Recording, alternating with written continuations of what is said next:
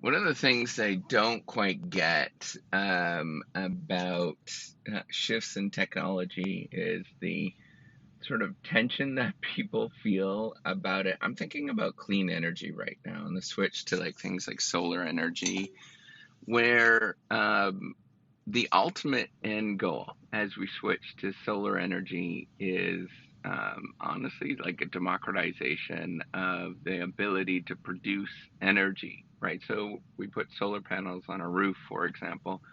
We can actually produce energy and make extra side income from that. That's literally what's going to happen. Or put up a little windmill someplace. If we're a farmer and we put up a wind farm, it's another energy source and another source of income that you come in. But the number of people that are really upset about this, I don't quite get. But I think I know, and I'm a little bit of a conspiracy theorist because I know that there is a lot of goofiness that goes on and people that are interested in sort of manipulating things. They like to do that kind of stuff. And my belief is that there is a small group of people that do try to sway people's opinion on that. People that have political power or power in a certain way that tend to lose from clean energy, and so they market to people and say that this thing is bad and all of that kind of stuff, right? So the reason is that almost everybody is going to uniformly benefit from clean energy, right? Like there's no reason to assume that it's not going to be beneficial in any sort of way, right? Like you just look at everything, and every indicator that you can imagine, from pollution to energy efficiency to whatever. It is going to be cheaper, and all these kind of things produce energy in that sort of way.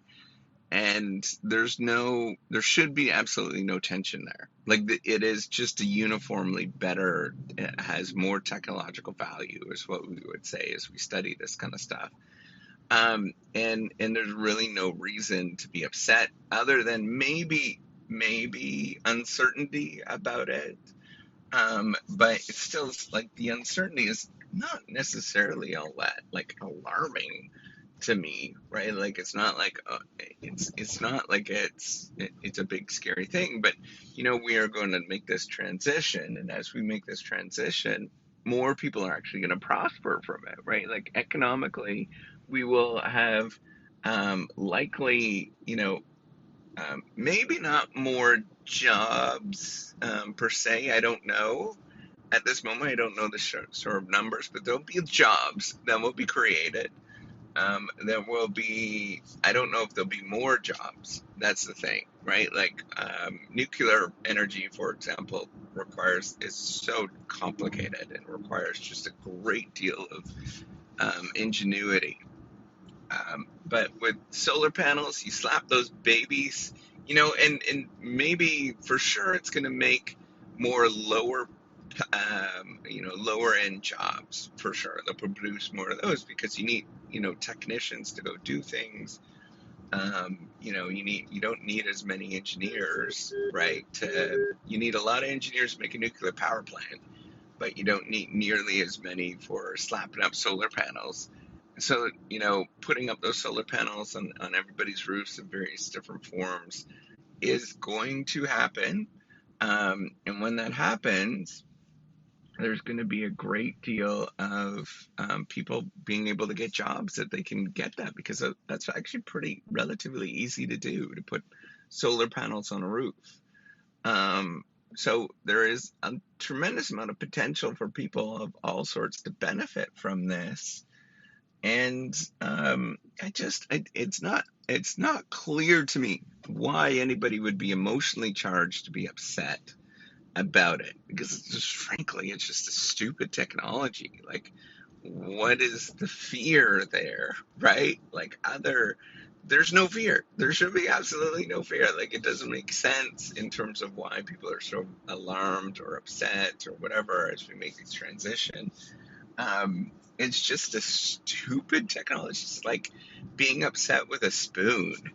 Like it makes no sense why you would be upset with a spoon versus having your fingers before, right? Like, ah, um, there's no reason to it. So the only thing that I can sort of believe why people are upset is that there is some party, someplace that are prospering from the current regime, technological regime, and they promote sort of fear and all of that kind of stuff to make people feel very upset about it, and sort of doomsday scenarios and those kind of things, um, because it's very innocuous. As like if you look at the options, right? Burning coal, you produce a whole great big deal of smoke. Even if you don't believe in the greenhouse gas effect, um, that crap is not great to breathe. Stick your head over a burning fire and,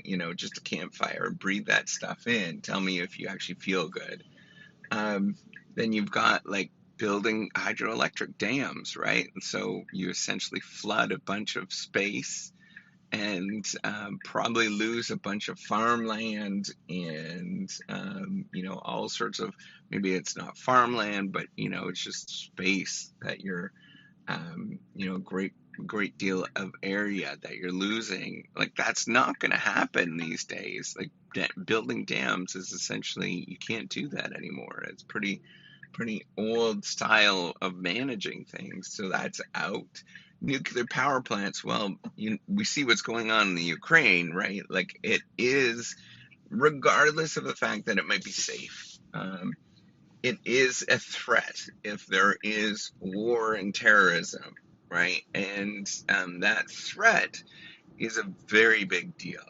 And it's not going to continue on as long as there's these threats that happen. I can see that this is going to just, the nuclear industry is essentially dead after this, for all sorts of reasons. And it's true, right? Like it's not a good alternative when we have unrest in this world. If we're human beings like to fight, right?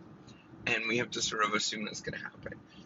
If you look at natural gas, that's going to eventually run out. Maybe not for 100 years, but it's going to eventually run out, right? What else is there? Like all of these kind of sources that we have are limited, or they're producing a bunch of crap.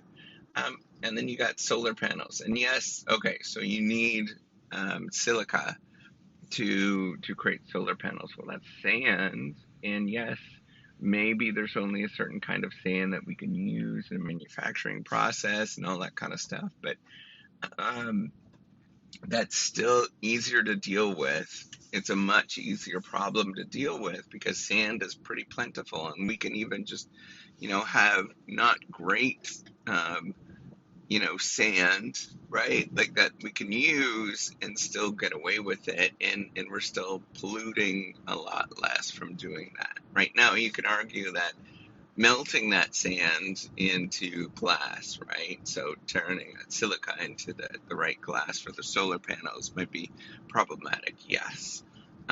Maybe that's problematic and it costs a lot of energy to produce this sand. Um, but ultimately, we are going to come up with different ways to produce that might be much more energy efficient and better to do it, right? So, my point is that uh, the transition to more kinds of energy sources, clean energy in particular, is going to be, it's happening, and there's not much we can say about it. It's just a force that's happening. It really is. It's just a force, right? Like you could try to block it, but it's going to happen. Like somebody else will come up with something else, right? It's like the whack-a-mole thing. There'll be another thing that's going to pop up someplace, right? So you could try to block it and be upset with it, or you could just embrace it, say, "Hey, this is happening," and live with the fact that we have this. And what I'm getting at is, I don't know what all the hubbub is about. it's not a big deal to go through this. And I honestly don't know. Like, that's it. So, all right, take care and have a wonderful day.